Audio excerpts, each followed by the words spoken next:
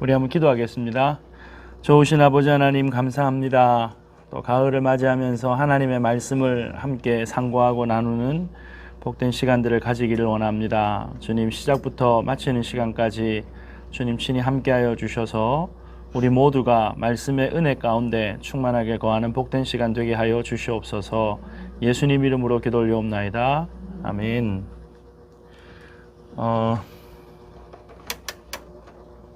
이 코로나 상황이 있어가지고 이번에 이제 가을 학기를 어떻게 해야 되나 고민이 좀 많았는데, 유튜브로 하다 보니까 실제로 이렇게 보시기도 어렵고 폰으로 또 이렇게 들여다보기도 어렵고, 그래서 거리를 적절하게 이제 유지를 하면서 우리가 다 이렇게 방역도 잘 하고 이렇게 하는 상황 속 그런 이제 조치를 하고 우리가 교회에서 이렇게 모여서 하는 게 더 낫겠다 해서 적은 수지만 우리가 이제 이번 학기부터 이제 다시 성경 공부를 좀 시작하려고 합니다. 성경 익스프레스는 제가 2017년도에 우리 교회에서 한번 했어요. 혹시 책 갖고 계신가요? 없어요. 네. 아무리 찾아도 그래요? 저희 집도 아무리 찾아도 없다 그러더라고요. 네.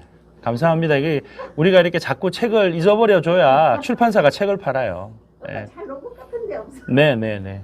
그래서 요 책은 아마 보시면 기억나실 거예요. 여기 성경 익스프레스 요 책인데 파노라마하고 비슷하게 생겼죠? 네, 왜냐면 같은 저자가 쓴 책이기 때문에. 갖고 계신 분 손 한번 들어보세요. 예. 근데 요걸 이제 확인을 해보시고 책이 없으시면 일단은 제가 다음 주에는 책을 주문을 해드릴 거니까 일단 둘, 넷, 여섯, 일곱 명.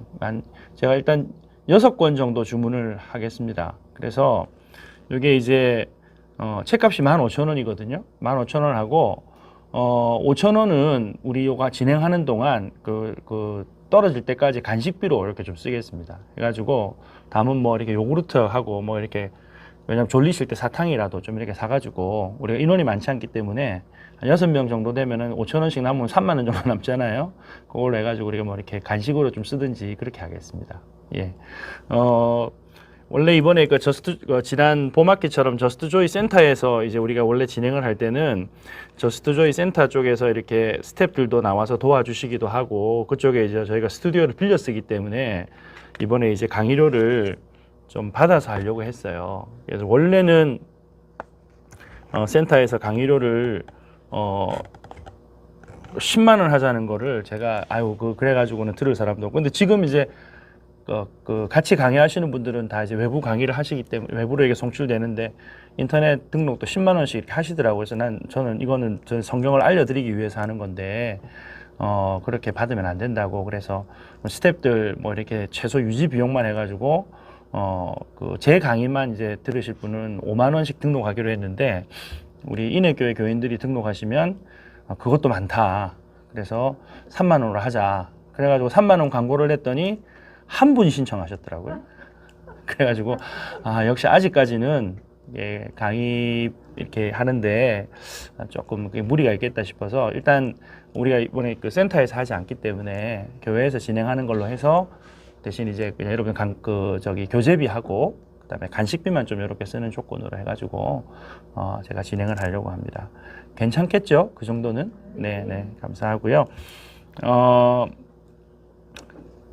파노라마 강의를 들으셨던 분 손 한번 들어주십시오. 파노라마 다 들으셨죠? 다 들으셨고, 지난 봄에 들으셨던 분, 유튜브로 하는 거 들으셨던 분, 유튜브 다 들으셨죠? 예.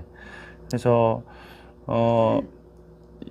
여러분 안 믿으실지 모르겠지만 지난 봄 강의 때 제가 센터에서 강의했는데요, 평균 시청하시는 분이 한 150명이 넘었어요.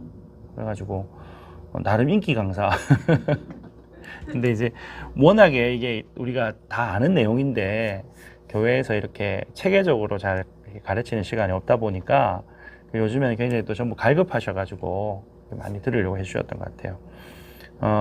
오늘 저희가 이제 익스프레스 시작하는데 책이 좀 교재가 아직 준비가 안 되고 했기 때문에 진도를 막 나갈 수는 없고요. 이게 총 과가 보면 여러분 목차를 한번 찾아보시겠어요? 목차를 찾아보시면 챕터가 총 26과예요. 26과인데 이거를 한 주에 한 과씩 하면은 26주가 걸립니다. 그럼 뭐 반년 가는 건데 그렇게는 안 되고 제가 이번 이제 첫 시간에는 이제 1과 챕터 1 진행을 해서 이제 1과만 이제 요약적으로 간략하게 설명드리고 이제 다음 시간부터는 하루에 2챕터씩 이렇게 나갈 거거든요. 근데 양이 파노라마 들으셨던 분들은 이해가 쉬우실 거예요. 왜냐하면 파노라마 내용을 조금 더 확대해서 설명하는 거기 때문에 그렇게 많이 어렵거나 복잡하거나 하진 않습니다. 그래서 이번에 그렇게 2챕터씩 나가고 전상 뭐 지금 책이 없으시니까 다음 주까지는 예습이 안 되겠고요. 그 다음 주부터는 이제 미리 좀 이렇게 읽어 오시면 강의하는데 도움이 되고 제가 진행하는데도 도움이 되고 그리고 진도를 빨리빨리 나갈 수 있어요. 안 읽어 오시면 제가 다 설명을 해야 되기 때문에 좀 들으시는데도 힘이 드실 거고 그래서 가능한 한 70분, 80분 정도의 이제 화요일 날 오전 시간에 강의를 할 수 있도록 그렇게 하고 오늘 일단 첫날이라서 저희가 10시에 시작을 했는데 뭐 10시에 하든 10시 반에 하든 상관은 없으시죠? 네, 뭐 가능한 게 시간은 조금 뭐 이렇게 조금씩 이렇게 달력적으로 조정을 해 나갈 수 있도록 하겠습니다. 그래서 오늘 이제 여러분 페이지 16페이지에 이제 1단원을 들어가는데요. 파노라마하고 익스프레스하고 같은 저자인데 뭐가 다르냐? 여러분 파노라마는 이렇게 생각하시면 돼요. 산에 올라가셔가지고 여러분 여기 산에 올라가셔서 광안대교 쫙 내려다 보시면 광안대교 쫙 잘 내려다 보이죠, 그죠? 전체적으로 어떻게 생겼는가? 성경 파노라마는 이 성경이 전체적으로 어떻게 생겼는가라고 하는 것을 우리가 이렇게 조망하는 이제 그런 내용이에요. 그런데 이제 익스프레스는 이 성경을 그냥 조망만 할 뿐만 아니라 읽어 나갈 수 있는 어떤 방법을 우리가 획득하는 건데 책 내용에서도 나오겠지만 성경이 창세기부터 요한계시록까지가 모두 66권이잖아요. 66권 중에서 시간이 흘러가는 그러니까 역사의 흐름 속에서 시간이 흘러가는 성경은 모두 몇 권일까요? 이거 파노라마 잘 하신 분은 기억하실 건데. 감사합니다. 네. 66권 중에 22권만 역사서예요. 그러니까 시간이 흘러가요.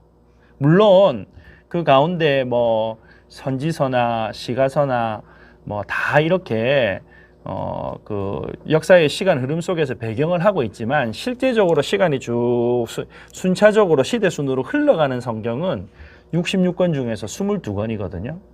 그래서 사실은 이게 제가 만약에 봄학기에 익스프레스를 한다고 하면 봄학기에 익스프레스를 할 때 읽기 목표가 있어요. 다음에 이제 우리 교회에서 여러분들이 또 익스프레스 잊어버리실만 할 때쯤 다시 할 때는 제가 봄학기에 한번 할 건데 이제 그때는 어떻게 할 생각이냐면 성경 전체를 다 이렇게 66권을 다 통으로 읽기가 좀 부담스러우신 분들, 초신자들 그리고 성경을 좀 더 꼼꼼하게 읽고 싶다. 성경을 창세기부터 요한계시록까지 역사의 흐름을 그냥 쫙 한번 꿰으면 좋겠다 하시는 분들 위해 가지고 이제 22권만 통독하는 그런 이제 프로그램도 같이 좀 진행을 할까 생각을 하고 있습니다. 그럼 굉장히 재밌을 것 같고요. 그래서 이제 뭐 이 책의 제목이 이제 익스프레스인데 이렇게 생각하시면 좋을 것 같아요. 이제 여러분 요즘에 KTX 타면은 서울에서 뭐 대전 한번 하고 부산까지 바로 다이렉트로 오는 것도 있고 노선 타다 KTX인데도 중간에 다 쉬는 것도 있고 그렇잖아요. 근데 이제 처음에 우리가 했던 파노라마는 서울역에서 출발해가지고 전체적으로 흐름이 이렇게 지나갑니다라고 하는 것을 보여주는 그러한 뭐 간이역 중간에 다 안 쉬고 가는 거라면 익스프레스는 중간중간에 뭐 이렇게 대전에서도 한 번 쉬고 대구에서도 한 번 쉬고 뭐 이런 식으로 하면서 중간중간에 포인트들을 좀 더 정확하게 이렇게 찍어드리는 그런 과목이라고 생각하시면 될 것 같아요. 그래서 파노라마와 익스프레스의 공통점은 어쨌든 간에 성경에 대한 전체적인 큰 그림을 가지는 것이다. 성경 어떻게 읽어야 돼요? 라고 하면 익스프레스에서 배운 내용을 가지고 이렇게 여러분들이 자녀들에게 설명하실 수도 있고 초신자들에게 설명해 주실 수도 있고 가르치실 수도 있는 그러한 내용이 익스프레스의 내용입니다. 그래서 여러분 교재 16페이지에 보면 이 익스프레스 공부를 통해서 얻는 유익이 16페이지에 나오는데 66권 1189장으로 구성된 신구약의 방대한 도서관에서 안방에 있는 것 같은 편함을 느낄 수 있다. 왜냐하면 이 성경이 이런 구조로 되어 있고 이런 흐름 속에서 흘러가는구나 라고 하는 것을 알기 때문에 읽기에 좀 쉽게 마음에 부담이 적도록 도와드리는 과목이라는 거예요. 그리고 성경의 전체적인 주된 메시지를 조금 더 꼼꼼하게 이제 살펴보도록 하겠습니다.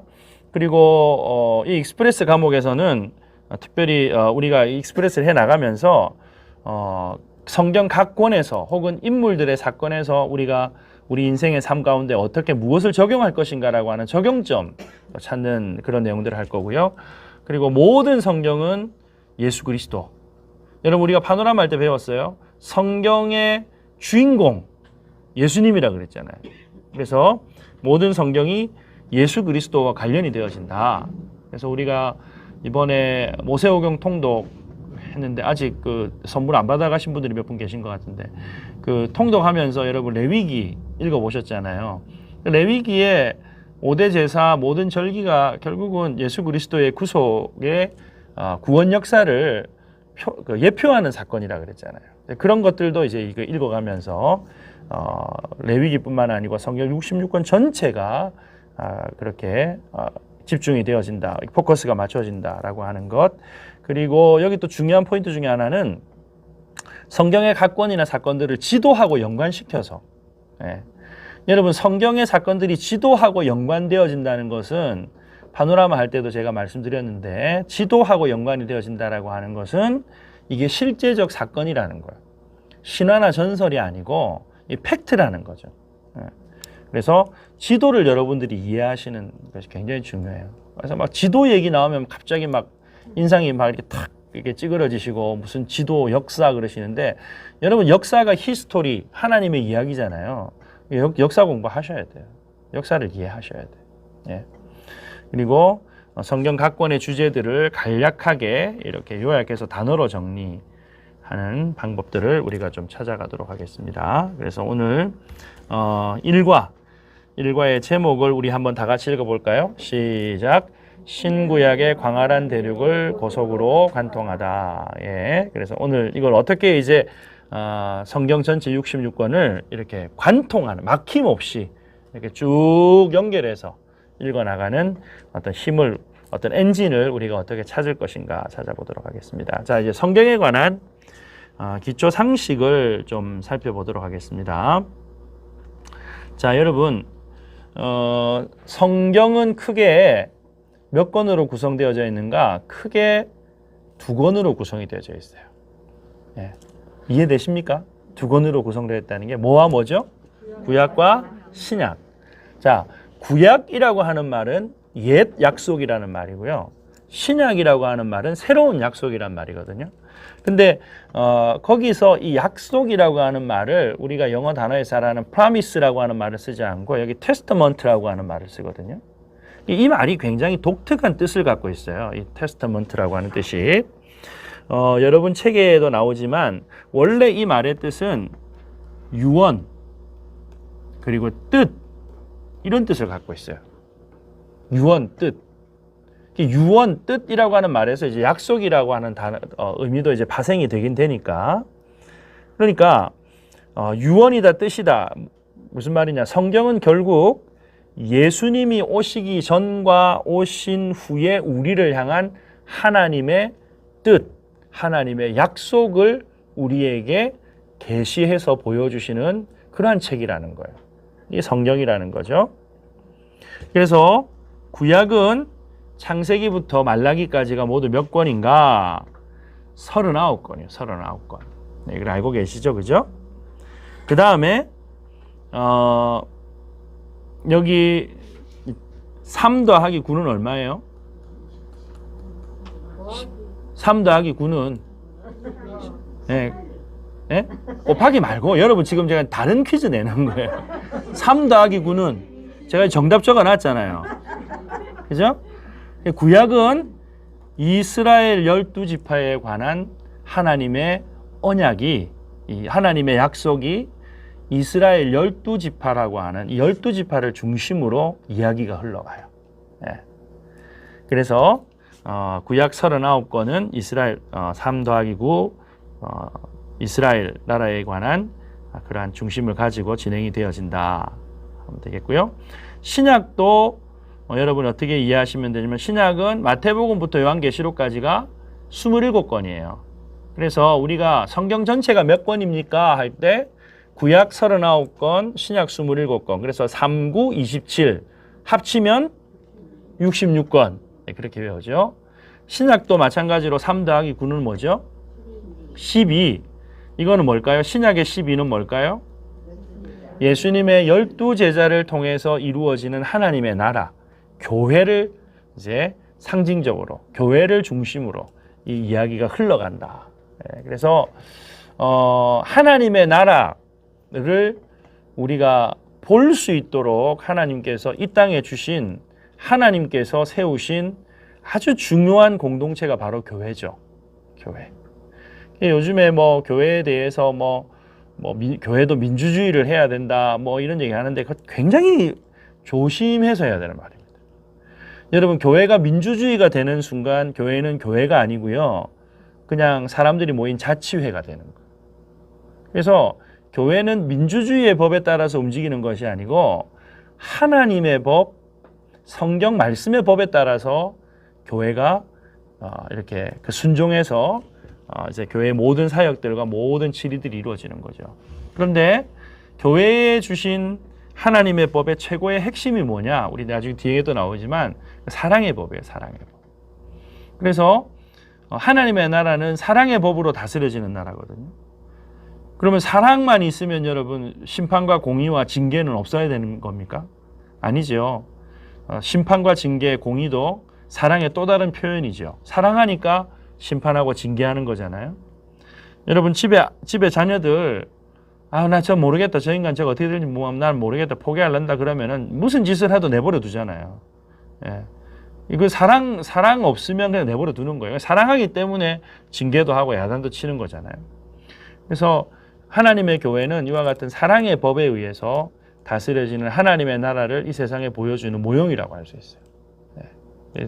그런 이제 교회의 어떤 중요성도 이번에 우리가 읽어 나가면서 좀 이렇게 우리가 이해를 하고 또 발견을 했으면 좋겠습니다.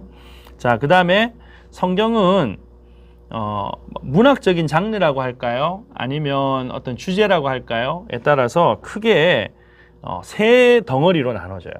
세 덩어리로. 아까 제가 말씀드렸던 역사, 시간의 흐름과 관계되어져 가지고 흐르는 큰 단위가 하나 있다 그랬어요. 모두 22권입니다. 22권. 그 다음에 이 체험이라고 하는 거는 개인의 어떤 경험이나 어떤 공동체의 특별한 메시지를 전하기 위해서 지어진. 그래서 여러분 체험이라고 하는 부분은 적용점이 강해요. 적용점. 구약에는 시가서, 그죠? 신약에는 서신서 이런 거예요. 예언은 말 그대로 구약의 선지서와 신약에는 요한계시록을 말하는 거겠죠. 그래서 이 표를 여러분들이 분명히 보셨어요. 못 봤다 그러시면 안 돼요. 파노라마 할 때 자주 나오던 표예요. 기억이 나십니까? 예, 그래서 역사와 관계되어지는 책이 구약의 17권, 신약의 5권 해서 이게 22권 맞죠? 예. 그래서 성경 전체의 흐름을 알고 싶다라고 하면 사실은 요것만 읽으면 돼요. 그죠? 또 하나, 자, 구약을 읽을 때 역사의 흐름은 창세기에서부터 어디까지가 역사의 흐름이 이어지는 성경이죠? 창세기부터 구약의 에스더까지. 에스더 뒤에는 시간이 흘러가는 게 아니에요. 네. 네. 그래서 구약은 창세기부터 에스더까지가 시간이 흘러간다. 창조로부터 시작해서 바벨론 포로에서 돌아오는 그 역사의 배경까지가 구약의 배경, 시간의 배경. 신약은요? 마태, 마가, 누가, 요한복음과 사도행전. 그러니까 예수님이 이 땅에 오심부터 시작해서 공생의 사역을 하시고 십자가에 죽으시고 부활 승천하시고 나서 약속대로 오순절 마가다락방에 성령이 임하시고 교회가 시작되어져서 주님께서 말씀하셨던 온 천하 만민에게 복음을 전하라라고 하는 이 복음의 전파가 사도 바울과 사도들에 의해서 어떻게 땅끝까지 전달되어지는가라고 하는 역사를 보여주는 것이 신약의 역사서잖아요. 그래서 신약 성경의 시간의 흐름은 사실 마태복음부터 사도행전까지예요. 사도행전. 물론 요한계시록은 시간적으로는 사도행전이 끝나고 나서 또 한 20년, 30년 정도가 흘러서 이야기라고 할 수도 있겠지만, 한 20년 정도 흘러서 이야기라고 할 수 있겠지만, 일단 신약은 마태복음부터 사도행전까지다. 그 다음에 체험, 개인의 체험이나 개인의 신앙 고백이나 어떤 그런 이 체험과 관련되어지는 구약의 성경은 시가서 5권, 욥기, 시편, 잠언, 전도, 아가. 그죠? 그래서 솔로몬과 다윗 그리고 욥. 욥기도 사실은 시거든요. 노래예요, 노래. 노래로 이렇게 만들어져 있어요. 그 다음에 신약 성경에는 서신서들이죠. 서신서 분류하는 법 나중에 한 번 더 말씀드리겠지만, 서신서가 개인에게 주어졌는가, 그 교회에게 주어졌는가, 혹은 누가 썼는가를 가지고 이렇게 또 분류를 하는 방법들도 파노라마에서 우리가 공부했습니다. 그죠? 그 다음에 예언서는 구약의 선지서 17권, 요한계시록의 1권, 이렇게 해서 다 합쳐서 모두 66권이에요. 그죠? 그래서 요거를 좀 다시 정리를 하면, 역사서가 몇 권이냐? 22권이죠. 그죠? 그 다음에 그 예언서가 18권이에요. 나머지가 26권이 이제 체험서, 이렇게 분류를 할 수 있겠습니다. 자, 여기까지 그렇게 어렵지 않으시죠? 네, 여기까지는 어렵지 않아요. 그래서 요 큰 틀을 여러분들이 이미 우리가 파노라마를 하면서 읽어 오셨기 때문에 충분히 이해를 하실 수 있다고 생각합니다. 자, 오늘 사실은 이제 20페이지에 성경 줄거리 압축하기라고 하는 부분이 나오는데, 요거는 여러분들이 한번 쭉 읽어보시면 되겠고요. 사실은 오늘 중요한 게 뭐냐면 이 지도하고 연결시키는 게 중요하거든요. 그래서 오늘은 지도하고 연결시키는 거까지 하고, 오늘 첫 시간이니까 마치도록 그렇게 하겠습니다. 오늘 그렇게 내용들, 그 가운데 내용들은 다 아시는 내용이니까요. 자, 여러분, 우리가 그때 지도 그리는 법을 배웠어요. 파노라마에서 이거 굉장히 중요하게 생각했거든요. 성경의 구약과 신약 성경은 이 직사각형 테두리 안에서 다 이루어지는 일들이에요. 그죠? 그래서 오늘날의 지금 이 성경의 그 시대를 오늘날 지도하고 연결하면 이렇습니다. 그래서 이스라엘은 그대로 이렇게 있고요. 에돔, 모압, 암몬이 오늘날은 요르단이에요. 요르단이고, 그 위에 이제 레바논, 시리아가 있고, 그 다음에 바벨론 나라 있잖아요. 바벨론 나라가 오늘날 이라크에 해당이 되고요. 페르시아가 요 이란 쪽이에요. 그래서 그러니까 이제 이 지도를 여러분들이 이제 오늘날 지도하고 성경의 지도가 어떻게 연결되는지 한번 보시면 되겠고요. 그 다음에 성경 세계의 그 지도 직접 그려보기 여러분들 그리셨던 기억나세요? A4지 옆으로 딱 눕혀놓고 기억 안 나세요? A4지 기억 놓고 이렇게 사각형도 아닌 이런 거 하나 그려놓고, 그 다음에 돼지 족발, 그죠? 그 다음에 삼지창 기억나세요? 그 다음에 여기 털장갑, 그 다음에 바퀴벌레 한 마리. 네, 이거였어요. 그죠? 전혀 처음 들으시는 것 같은 표정이신데, 네. 여러분 요것만 알아도 이제 여러분들이 그 성경의 지도의 배경을 아시는 거예요. 요게 이제 성경에는 대해라고 되어 있잖아요. 오늘날 지중해, 그죠? 여기가 이집트의 나일강, 그죠? 나일강 삼각주인데, 여기가 이제 애굽, 오늘날의 이집트. 그리고 여기가 이제 지금의 이제 홍해, 그죠? 홍해를 건넜다라고 할 때 이게 홍해. 그다음에 이스라엘 나라의 위에는 갈릴리, 뒤에는 사해, 염해, 사해라고 하는 이름이 성경에 나올까요? 사해라고 하는 이름은 성경에 나오지 않습니다. 그죠? 그리고 티그리스 유브라데 강이 이제 두 개 흘러가고 있었고, 이거 이제 우리가 알고 있는 내용이잖아요. 그래서 이거를 지도의 흐름을 가지고 한번 성경 전체를 선을 그어가면서 한번 이야기를 하도록 하겠습니다. 요거 그렸고, 자 여기 이제 A, B, C, D 순서대로 따라오는 거예요. 자, 하나님께서 천지를 창조하십니다. 그리고 아담과 하와를 어디에서 살게 하셨죠? 에덴. 자, 에덴 동산의 위치를 알 수 있을까요? 에덴 동산은 신화와 전설일까요? 에덴은 실제했던 곳이라고 성경은 말씀하고 있어요. 그래서 정확하게 그러면 에덴 동산이 있던 곳이 어디냐? 정확하게는 모르죠. 하지만 에덴 동산에서 발원하는 4개의 강이 있다 그랬잖아요. 그래서 그 강의 이름을 추측하건대 아마도 이 티그리스 강과 유브라데 강 사이에 어디가 아니었을까라고 생각을 해요.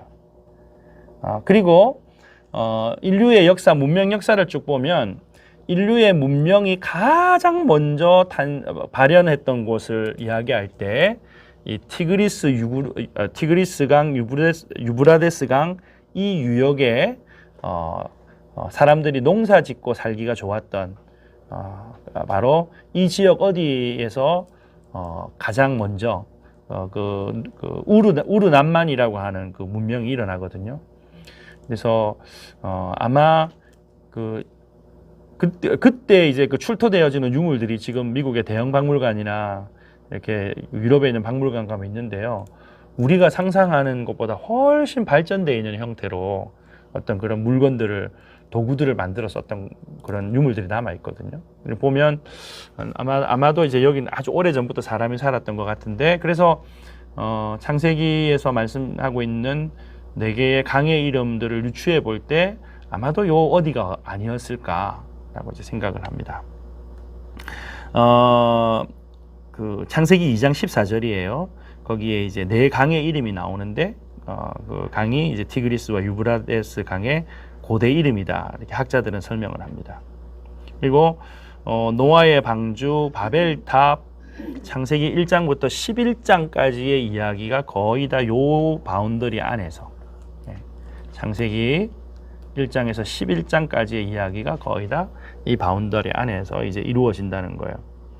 자, 그런데 하나님께서 바벨탑 사건 이후에 내 나라를 세우시겠다. 하나님 나라를 세우시는 계획을 하시죠. 그래서 한 가정을 택하십니다. 누구냐?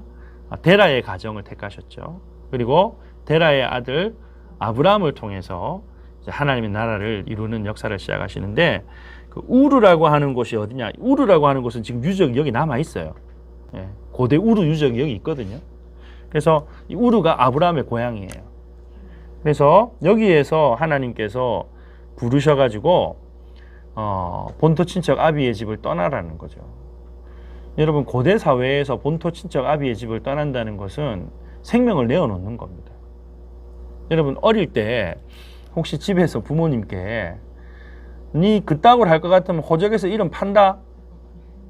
이런 이야기 좀 들어보신 분들이 계시다면 상당히 이제 청소년기를 질풍노도의 시기를 보내셨던 분들이라고 생각할 수 있어요. 네 이름 호적에서 판다. 우리 식구 아니라는 거죠. 그죠? 근데 이제 고대 사회는 가족 중심이고 친족 중심이고 공동체 중심이잖아요. 근데 이 공동체 안에서 산다는 것은 공동체의 보호를 받는다는 거거든요. 근데 본토 친척 아비의 집을 떠난다는 것은 스스로 공동체를 떠나는 건데, 이건 뭐냐면 무방비 상태로 나가는 거예요. 무방비 상태로. 아무도 도와줄 리가 없어요. 그러니까 본토 친척 아비의 집을 떠나라라고 하는 말은요, 일반적으로 형벌로서 그 명령이 주어질 때는 그 사형 언도와 똑같은 거예요. 그러니까 하나님께서 본토 친척 아비 집을 떠나라, 이거는 뭐냐면 아브라함에게 죽음을 명령하신 거죠. 죽음의 명령. 그래서 이걸 신약적으로 해석을 하면 그리스도 예수의 십자가와 합하여서 옛사람의 죽음을 의미한다. 그렇게 해석을 하는 분들도 계세요. 저는 굉장히 성경적으로 일리가 있는 해석이라고 생각해요. 그리고는 하나님께서 지시하실 땅으로 가잖아요. 근데 하나님께서 그 지시하실 땅이라고 하는 것이 자, 네가 이제 이사해서 갈 곳은 부산광역시 수영구 간포로 8번 길 24번지다. 이렇게 여러분 통호수 알려주시고 주소 알려주시고 가라고 하셨나요? 아니요. 어디로 갈지 몰라요. 갈 바를 알지 못하고 갔다 그랬어요. 그러니까 하나님께서 우리를 인도하시는 방식이에요. 네. 여러분 오늘 우리가 예수 믿고 구원받는데 우리가 천국 가는 날 받아놓고 신앙생활 하는 분 계세요? 없죠? 매일매일 성령의 인도함을 받아서 매일매일 그 말씀의 인도함을 따라서 가지 않으면 여러분 우리 날마다 실패하고 넘어질 수밖에 없고 오늘 새벽에도 말씀드렸지만 이 영적인 대적인 마귀는 끊임없이 우리를 공격하기 위해서 틈을 노리고 있거든요. 계속 걸려 넘어질 수밖에 없는 존재가 우리 연약함이라는 거죠. 그래서 매일매일 인도함을 받지 못하면 그 광야에서 끝이에요. 광야에서 끝. 그러니까 아브라함이 하나님의 지시함을 받아서 본토 친척 아비의 집을 떠났다는 것은 정말 절박하게 떠나는 거예요. 우리가 예수를 믿고 신앙생활 한다는 것은 이런 절박함이 있어야 돼요. 오늘 이 하루도 하나님께서 나를 인도하시고 내 걸음을 지켜주시지 않으면 나는 어떻게 될지 모르겠습니다. 그런 절박함. 근데 이런 절박함이요. 과거에 우리가 다 같이 못 먹고 못 살 때는요. 그런 절박함이 있었어요. 여러분 한번 생각해 보세요. 지금 이 자리에 우리 전부 어머님들 계신데 우리 어머님들 과거에 한번 생각해 보세요. 네. 아마 지금 70대 되신 우리 어머님들은 더 잘 아실 거고 그죠? 60대만 되셔도 뭐 그러실 거고 사실 저희 세대가 보릿고개라고 하는 것을 들어서 아는 세대지 실제로 저희는 보릿고개를 경험은 못 해봤거든요. 근데 저보다 한 5년, 10년 정도 앞선 세대만 해도 실제로 보릿고개를 겪었던 세대란 말이에요. 그럼 그때는 정말 절박했지 않습니까? 정말. 네? 그래서 여러분 그때는 누가 시키지 않아도 새벽에 나와서 부르짖었어요. 누가 시키지 않아도 교회에 와가지고 밤새도록 하나님 살려달라고. 밤새도록 하나님 살려달라고. 근데 등 따시고 배부르니까 하나님께서 매일매일 구체적으로 인도하시지 않아도 남편이 잘 벌어오거든요. 자녀들 잘 키워놨더니 자녀들이 용돈 따박따박 갖다 주거든요. 특별히 먹고 사는 데면 문제가 없는 것 같아요. 그러니까 기도 소리도 사그러드는 거죠. 그게 우리 연약함이에요. 그러니까 이래 살면 안 되겠다 싶으니까 이래가지고는 정신 못 차린다. 영 딴 길로 가겠다 싶으니까 하나님께서 중간중간에 한번 머리를 싸게 쓰다듬어 주시잖아요. 한번 꾹 눌러버리시잖아요. 네? 그럼 하나님께서 위로부터 꾹 누르실 때 우리 그때 정신 바짝 차려야 돼요. 날마다 매일매일 지시하시는 땅으로 인도하시는 그 하나님의 인도함을 받지 않으면 우리는 인생의 한 걸음도 걸어갈 수 없는 존재구나라고 하는 사실을 하나님 앞에 고백해야 돼요. 그래서 자진납세라는 말도 있잖아요. 자진납세해서 매일 아침마다 하나님 앞에 눈물의 기도를 올려드리고 하나님의 도우심을 바라고 또 하나님의 말씀, 하나님 오늘 내가 이 말을 하는 것이 옳습니까? 이렇게 결정하는 것이 옳습니까? 이렇게 행동하는 것이 옳습니까? 이 사람 만나는 것이 옳습니까? 특별히 여러분 만남 위해서 굉장히 기도 많이 하셔야 돼요. 왜냐하면 우리 인생의 성공과 실패가 사람과의 만남을 통해서 거의 다 이루어지잖아요. 내가 잘못 결정하고 판단해서 내가 실수한 건 어쩔 수 없지만 그냥 도적 같은 사람 하나 그냥 내 인생에 찾아와가지고 정신 못 차리고 만났다가 인생이 그냥 송두리째 무너지기도 하거든요. 물론 하나님께서 전화위복해 하시겠지만 돌아오는 과정까지가 얼마나 힘들고 어려워요. 그래서 매일 오늘 아침에 제가 3가지를 말씀드려야 되는데 하나를 까먹어가지고 하나님 제가 이 말을 해도 옳습니까? 하나님 제가 이 행동을 해도 이 결정을 해도 되겠습니까? 3번째 중요한 것이 하나님 제가 이 사람 만나도 됩니까? 그걸 물어야 되는 거예요. 여러분 요즘에 사기꾼들 많습니다. 진짜 많습니다. 어떻게 내 돈 떨어진 거 알고요. 김미영 팀장님이라는 분이 그렇게 문자를 보낼까요? 돈 빌려주시겠다고. 응? 어떻게 아시고. 그거 잘못 눌렀다가는요. 그냥 싹싹 털어가는 거잖아요. 여러분 모르는 김미영 팀장님만 털어갑니까? 우리 집에 아들 딸들도 그냥 웃자든 똥 와가지고 그냥 빼가려고 그죠? 보태줄 자녀들이 와서 부모에게 보태줄 것은 아무도 기대 안 하신다면서요 이제. 제발 내 거 빼가지만 않아도 좋겠다. 네? 그잖아요. 그러니까 세상에 믿을 놈 하나도 없다. 그죠? 이게 뭐 우스갯소리로 아버지가 목욕탕 들어가서 열탕에 들어가서 떠다다 시원하게 좋다. 그래가지고 그 아들이 그 조그마한 아들이 들어갔다가 아 뜨거 하고 나오면서 그냥 세상에 믿을 놈 하나도 없네. 그게 아니고요. 진짜 세상에 믿을 인생이 없어요. 여러분 부부간에도 믿을 수 있습니까? 여러분 부부간에 나하고 같이 살아주는 게 고마운 거예요. 여러분 그런 동의를 전혀 안 하시는데 고맙다는 소리를 우리 어머님들은 들으셔야 되는 거죠. 그죠? 네? 네. 그렇잖아요. 요즘에 정말 우리가 나라 위해서도 많이 울어야 되고요. 지금 나라가 어떻게 될지 몰라요. 이게 뭐 단순히 뭐 정권이 이렇게 되고 저렇게 되고 그 문제가 아니고요. 저는 정권보다 더 문제가 뭐냐면 국민들의 정신 자체가 지금 완전히 지금 무너져 버렸어요. 고생 안 하려고 그러고. 어제 목사님 몇 분 모여가지고 이렇게 가을에 뭐 이런 같이 이제 연합해서 사역할 수 있는 것들 좀 논의도 하고 한다고 잠깐 모여서 차 한잔 하면서 얘기하는데 아들이 군대를 갔대요. 군대를 갔는데 여러분 요즘에 우리가 늘 하는 얘기가 군대 보이스카웃이라 그러잖아요. 군대 내무반에 여러분 그 자기 상급자하고도 같이 안 쓴대요. 동기들끼리 같이 내무만 쓴대요. 그게 무슨 군대예요. 내무 그냥 보이스카웃 간 거지. 캠프 간 거지.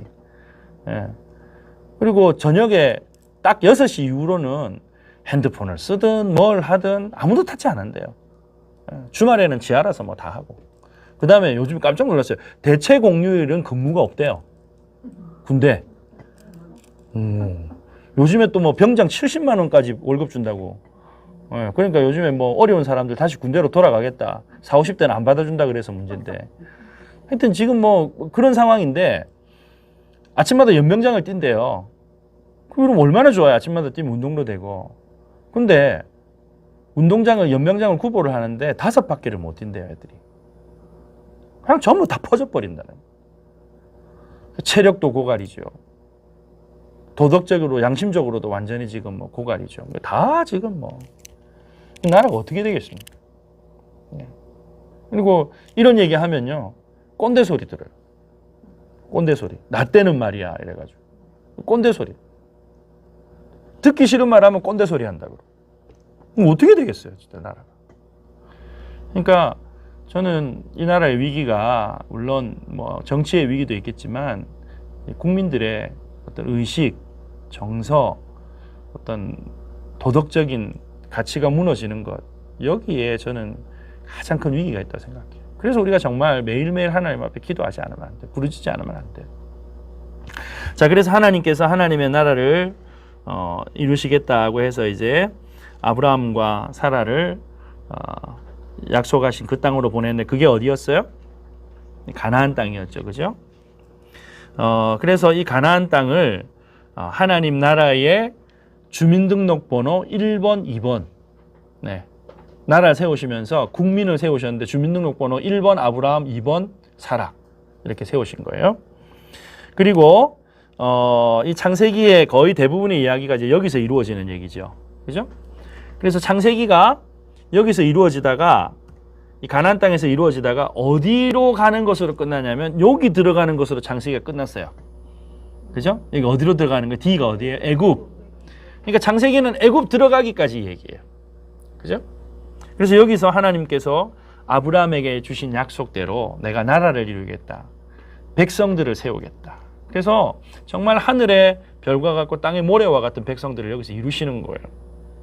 그런데 요셉을 알지 못하는, 요셉의 은혜를 알지 못하는 바로가 나타나서 이 이스라엘 백성들이라고 하지 않고 뭐라고 불렀습니까? 히브리인이라고 불렀거든요. 히브리인이라고 하는 말의 어원에 대해서 여러 가지 해석이 있는데 강을 건너왔다라고 하는 뜻이 유력하다 그래요. 강을 건너왔다. 그러니까 이제 강 건너온 백성들이라는 그런 뜻을 갖고 있어요. 근데 이제 이 숫자가 많으니까 출애굽할 때 여러분 우리 모세오경 읽으셨잖아요. 군대에 나갈 만한 20세 이상 남자만 몇만 명이 60만 명이잖아요. 그러면 한 남자 한 명당 가정에 식구 딸린 식구 3명만 돼도 6사 24 240만 명이거든요. 그때는 더 하지 않았겠어요? 히브리인들이 얼마나 애를 잘 놓는지 손만 잡아도 애를 낳는 거예요. 그래가지고는 그냥 뭐 번성해버리니까 학자들 따라서 뭐 500만 명이었다 뭐 이렇게 얘기하시는 분도 있는데 뭐 정확히 모르겠지만 어쨌든 최소 200만 명 이상이에요. 그러니까 이게 애굽의 큰 공사. 여러분 지금도 이집트에 가면 야 저걸 도대체 어떻게 지었을까? 피라미드 같은 거 있죠. 그 다음에 룩소라고 하는 곳에 가면 고대 이 이집트 문명에 아주 그 찬란한 문화가 남아있는 곳이 있거든요. 근데 믿어지지 않아요. 지금 같은 중장비도 없고 뭐 기중기도 없는데 어떻게 이걸 만들었을까 할 정도 어마어마한 유산들이 남아있어요. 근데 이걸 다 누가 했는가? 노예들이 한 거예요. 노예들이. 그러니까 뭐 그때는 뭐 사실 노동력이 힘이니까. 그러니까 이제 요셉을 알지 못했다는 것은 요셉을 통해서 이집트 땅에 베풀어 주셨던 은혜를 기억하지 못했다는 거거든요. 그러니까 이제 이스라엘 그러니까 히브리 백성들을 그냥 노예로만 다루기 시작하잖아요. 그러니까 얼마나 학대를 합니까? 왜냐니까 숫자가 점점 많아지니까 야 이러다가는 이 히브리인들의 수가 우리 애굽 사람들 수보다 훨씬 많겠다. 그럼 저 인간들이 마음만 먹으면은 우리 왕조를 쫓아내고 자기들 나라 이룰 것 아니야. 그런 이제 두려움이 있으니까 이제 뭐 학대를 하는 거죠. 그래서 그들의 부르짖음의 소리를 들으시고 하나님께서 누구를 준비하십니까? 이제 모세를 준비하셨죠. 그래서 모세를 통해서 이 백성을 하나님의 약속하신 땅, 아브라함에게 약속하셨던 그 땅, 가나안으로 다시 인도하시는 거예요. 그래서 10가지 재앙을 통해서 애굽으로부터 이제 해방이 되어져서 광야로 나오게 됩니다. 그래서 여기 이가 어디냐면 광야로 나와가지고 하나님 나라를 세우니까 하나님 나라 법을 세워야 되잖아요. 그래서 시내산에서 하나님과 이스라엘 백성이 법을 세우고 언약을 맺어요. 이게 이제 시내산입니다. 그래서 역사적으로 중요한 포인트 여기가 시내산, 시내광야에 있는 시내산이었어요. 그리고 광야에서 이스라엘 백성들이 훈련을 받죠. 근데 광야에서 사실은 38년 동안 이 시내산까지 와가지고 가데스바냐까지 오는 기간이 2년이었거든요. 그러니까 그 정탐한 일수대로 40년이니까 그 40일이니까 이제 40년을 이제 방황을 하게 되는 거예요. 가데스바냐까지 온 2년 포함 38년 그래갖고 40년이죠. 그래서 안 해도 될 고생을 하는 거예요. 예. 인생이 먹다 죽는 걸로 끝나면 그렇게 방황할 수밖에 없어요. 그죠? 저는 먹다 죽는 인생, 방황하는 인생, 저는 생각할 때마다 저는 길거리 노숙인들이 생각이 나요. 여러분 노숙자들은요, 그냥 뭐 하루 먹을 것만 있으면 뭐 별 그게 걱정이 없으니까 정부에서 뭐 직업 가르쳐 주겠다, 집도 제공하겠다 싫다는 거예요. 예, 뭐 눈치 보면서 어디 가서 뭐 월급 받고 이게 싫다는 거예요. 예, 그냥 하루 벌어 먹을 것만 가만 있어도 뭐 밥 주는데 먹다 죽는 인생이 그런 거예요. 방황하는 인생이죠. 이스라엘 백성이 광야에서 이렇게 방황을 하다가 어디에 이르게 되는가? 이제 모압 평지에 이르게 되죠. 모압 평지에 이르게 되어졌을 때 신명기 말씀을 출애굽 2세대에게 모세를 통해서 주시잖아요. 그래서 여기서 이제 모압 광야에서 다시 신명기 말씀, 율법의 말씀을 다시 확인하고는 요단강 건너서 다시 가나안 땅으로 들어가는 거예요. 그리고 가나안 땅 들어가서 여호수아를 지휘관으로 삼아서 정복 전쟁을 하게 되고, 그리고 정복이 끝나고 나서 사사 시대로 들어가잖아요. 그래서 사사들에 의해서 다스려지는 시대가 쭉 펼쳐지고, 그리고 마침내 여기에서 사울을 시작으로 해서 사울, 다윗, 솔로몬으로 이루어지는 왕이 다스리는 나라의 시대가 이제 여기서도 펼쳐지게 됩니다. 그러다가 솔로몬이 죽고 나서 나라가 두 개로 나눠지게 되어졌죠. 그래서 북쪽은 여기 원래는 더 위쪽인데 아수르에 의해서 멸망을 당하게 됩니다. 아수르.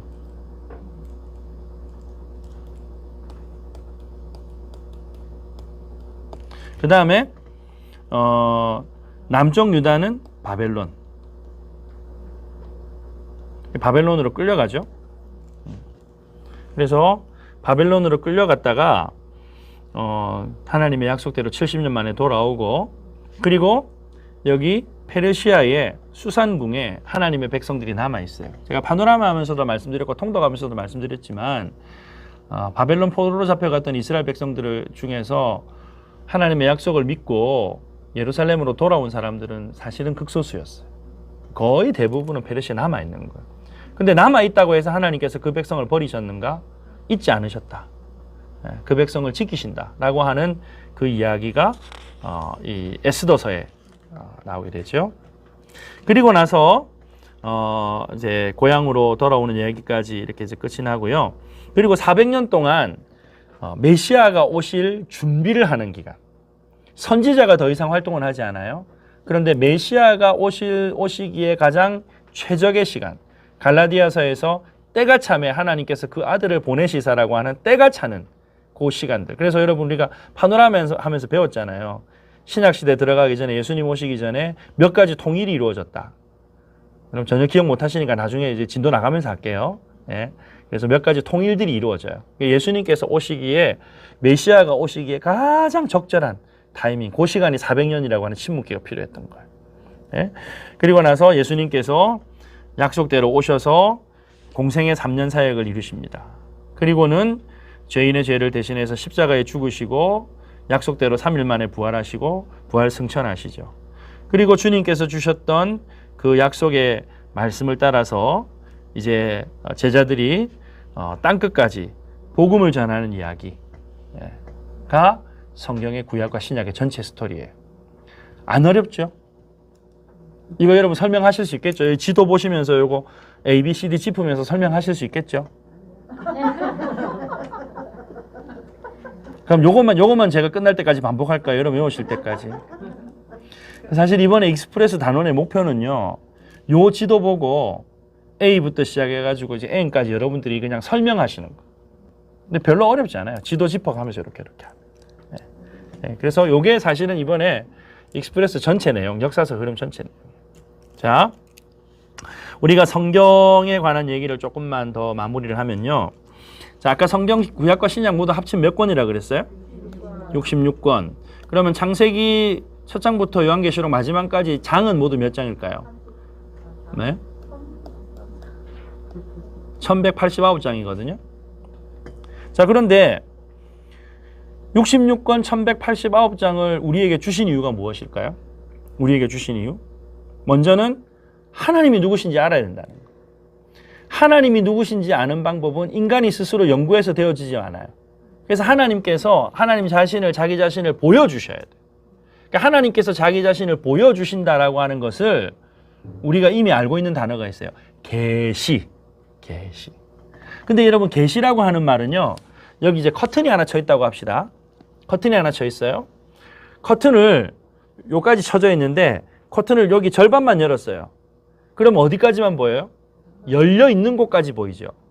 계시라고 하는 것이 뭐냐면 하나님께서 기록되어진 말씀이라고 하는 범위 내에서 보여주신 것까지만 우리가 하나님 대해서 알 수 있다는 거예요.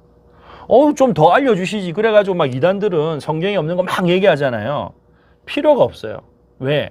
하나님께서 보여주시는 것까지만 해도 충분해요. 우리는 그것도 다 모르잖아.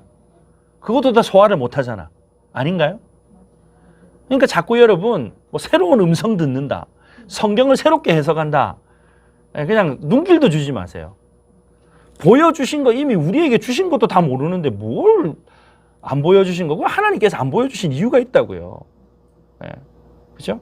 하나님께서 자기 자신을 보여주신 것만큼 우리가 알 수 있어요. 우리가 연구하고 뭐 이렇게 해서 하는 게. 그래서 여러분 신학교 가서 제일 먼저 부딪히는 게 뭐냐면 신학교 가서 내가 하나님을 연구한다고 생각하는데 그게 아니에요. 내가 하나님을 연구하는 게 아니에요. 내가 연구한다고 하나님 알 수 있어요? 모르거든요.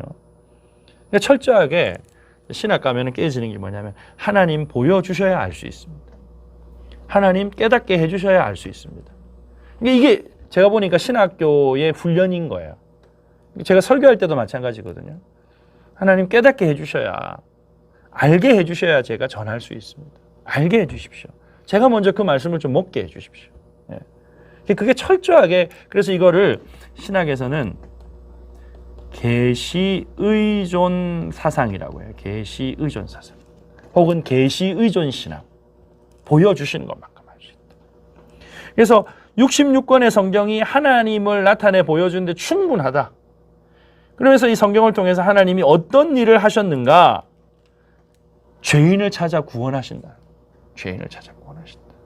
이 이야기가 성경의 이야기죠. 그래서 이 성경의 66권 1189구절의 모든 장의 성경의 내용이 여러분 요한복음 3장 16절하고 20장 1절에 압축이 되어 있어요. 압축. 뭐라고 되어 있는가? 하나님이 세상을 이처럼 사랑하사 독생자를 주셨으니 이는 저를 믿는 자마다 멸망치 않고 무엇을 얻게 하려 하심이라? 영생을 얻게 하심이라. 그리고 20장 1절에 오직 이것을 기록하면 너희로 예수께서 하나님의 아들 그리스도이심을 믿게 하려 함이라. 믿게 하려 함이라. 또 너희로 믿고 그 이름을 힘입어 생명을 얻게 하려 함이라. 그러니까 성경을 주신 이유는 우리에게 영생을 주시기 위함이라는. 성경을 통해서 계시되어진 말씀을 통해서 예수님을 만나면 믿음으로 예수님과 연합되어지면 이 생명을 얻는다는 거예요. 그게 성경을 주신 이유. 여러분 성경은 고전이 아닙니다. 성경은 그냥 읽기 좋은 교양서가 아닙니다. 세상에 있는 인간이 쓴 어떤 책도 우리에게 생명을 가져다 주지 못해요. 그런데 하나님께서 하나님 자신을 나타내 계시해 보여주신 성경은 인간에게 생명을 주시는 하나님의 특별한 선물, 특별 은총, 특별 계시라는 거죠. 그래서 날마다 하나님의 말씀을 사모하고 우리에게 성경을 주신, 성경을 통해서 자신을 나타내 보여주신 하나님의 은혜에 감사하는 우리 모두가 될 수 있기를 바랍니다. 자, 이제부터 시작해서 이제 다음 주간 또 구체적으로 구약의 12시대 또 창조시대까지 이렇게 해서 진행하도록 하겠습니다. 오늘 여기까지 하겠습니다. 수고하셨습니다. 감사합니다.